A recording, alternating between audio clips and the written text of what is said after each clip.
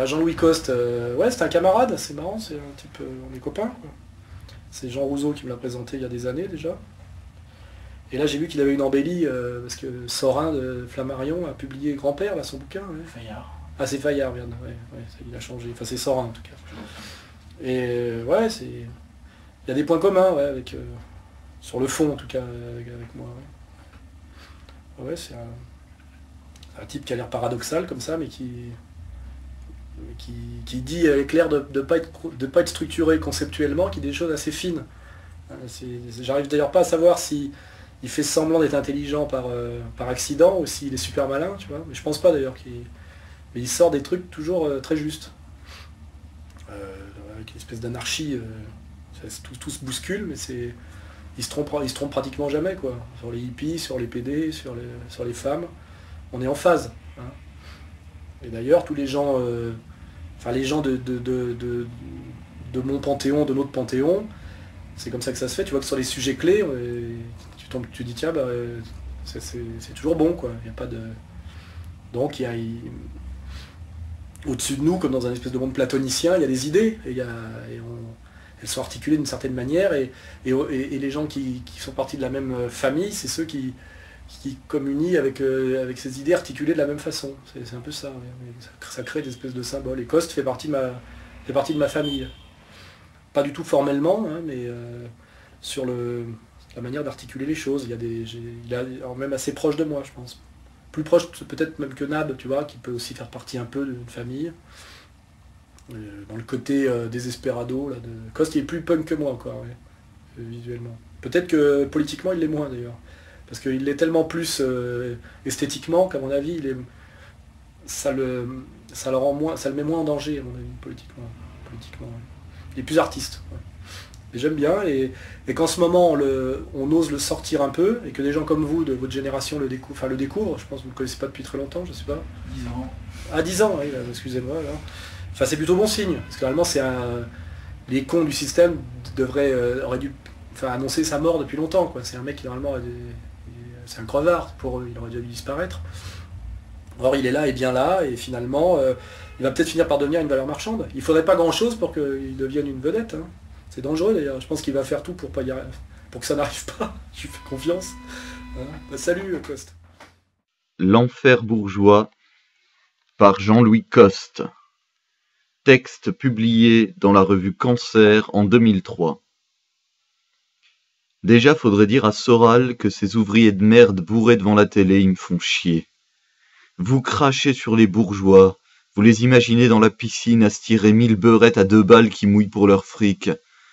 En vrai, ils crèvent comme des merdes, la bouche pleine des ouvriers pourris qu'ils ont avalés et qu'ils ne peuvent pas vomir. Le prix du fric. Moi, je suis né dans l'enfer bourgeois, et je vais vous dire la vérité. Mon grand-père gagnait par jour ce que n'a pas gagné en une vie le grand-père de Soral. Et pourtant, mon grand-père est mort dans la merde, comme le dernier des intouchables. On a retrouvé son cadavre enterré dans sa propre merde, la bouche pleine de sa diarrhée qui l'avait étouffé. C'est la vérité. Mon grand-père est mort de faim comme le dernier des intouchables. Son cadavre pourri pesait 27 kilos. Auschwitz à la maison. Et pourtant il était antisémite. C'est la vérité. Mon grand-père est mort seul, comme le dernier des intouchables. Ses enfants le haïssaient, et sa bonne s'est cassée avec l'argenterie.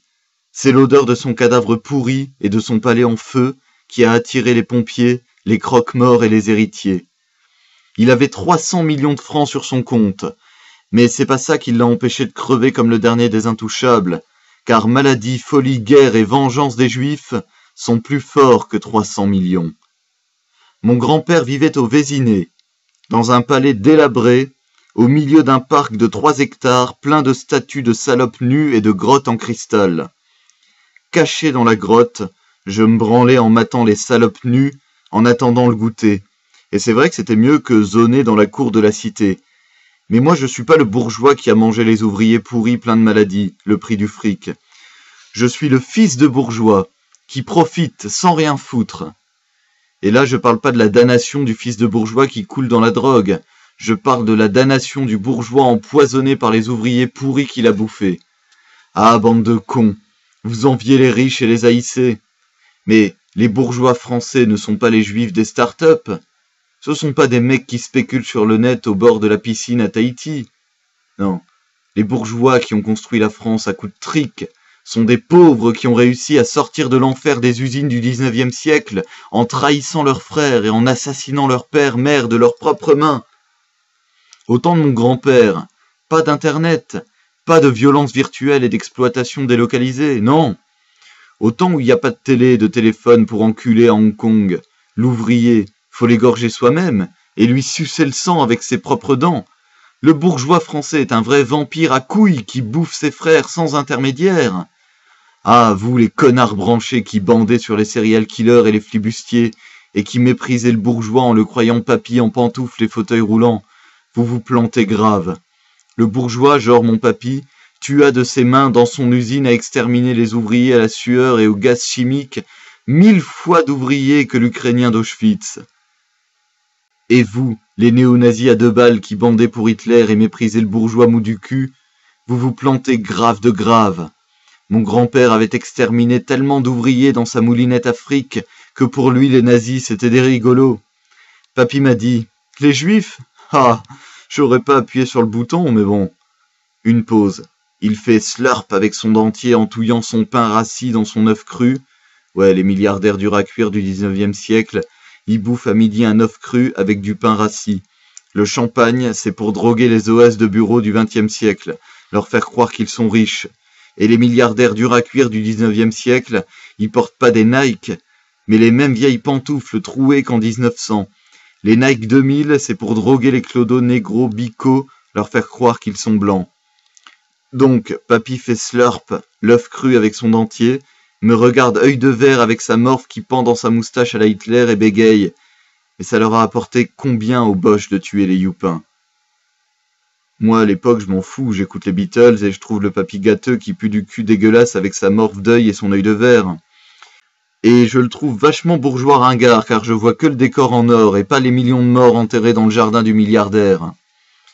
Mon grand-père, à 10 ans, bossait dans l'atelier enfumé de 1900 et crachait déjà ses poumons sang sous les coups de la noblesse. Haïssant le père communiste syndicaliste à la solde du patron qui se contentait de sa paye de collabo et la mère ivrogne putasse de boui-boui, il travaillait la nuit, les maths et la physique.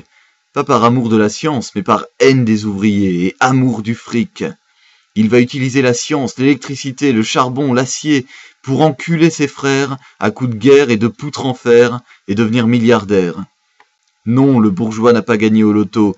Non, il n'a pas hérité de Louis XVI. Il a bossé comme un dingue 4 millions de jours et nuits, a donné 4 milliards de coups de trick à 40 millions d'ouvriers dans l'usine de fer et à la guerre, avant de crever affamé, cramé comme le dernier des intouchables de Bombay.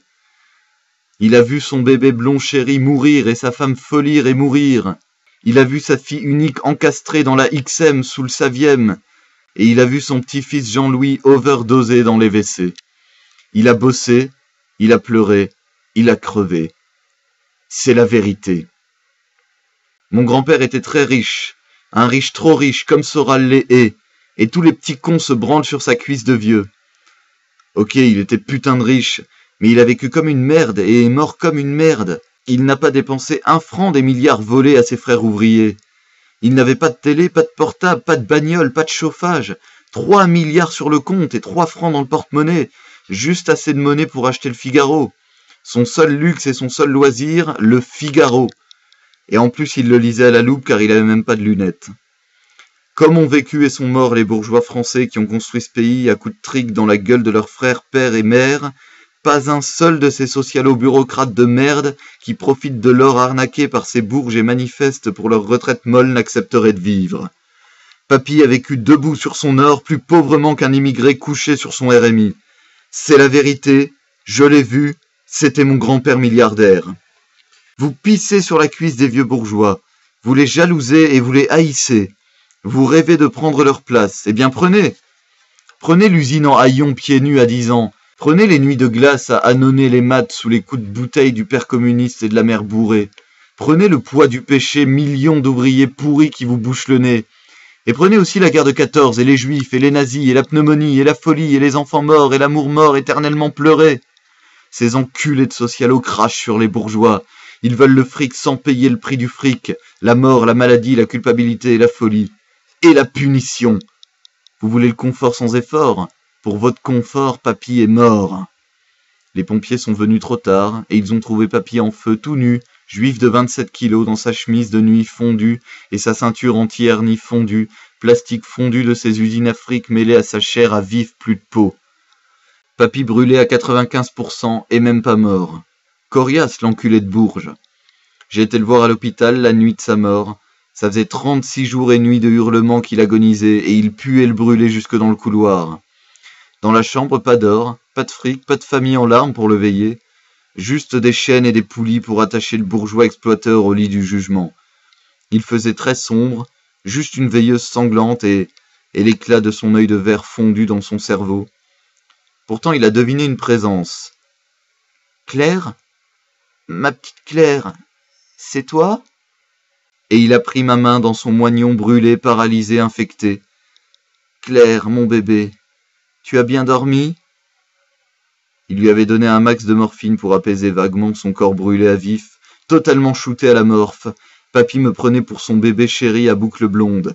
Claire, la fille de 5 ans morte de pneumonie malgré les milliards à papa en 1932. L'ange parti, éternellement pleuré. L'ange était mort, première punition du bourgeois, la bouche pleine d'ouvriers. Puis la femme avait sombré dans la folie, et lente agonie de 30 ans dans les asiles de misère de luxe. Deuxième punition du bourgeois, la bouche pleine d'ouvriers. Puis la guerre, les nazis, les Américains, l'usine bombardée, la vengeance des Juifs. Troisième punition du bourgeois, la bouche pleine d'ouvriers. Il m'a dit Claire, il m'a dit Hitler, et il est mort. Il m'a dit « Ma petite Claire chérie, papa part en voyage, sois gentille avec maman et travaille bien à l'école. » Sa main s'est serrée sur ma main, et son bras est tombé sur le drap. J'ai crié « Papy est mort !» La main coincée dans le moignon du mort, et l'infirmière est venue. Et les héritiers sont arrivés. Et je suis parti me shooter dans les chiottes avec le reste de morph à papy. Papy mort-vivant dépecé sous mes yeux. J'enfonce la seringue, et je ferme les yeux.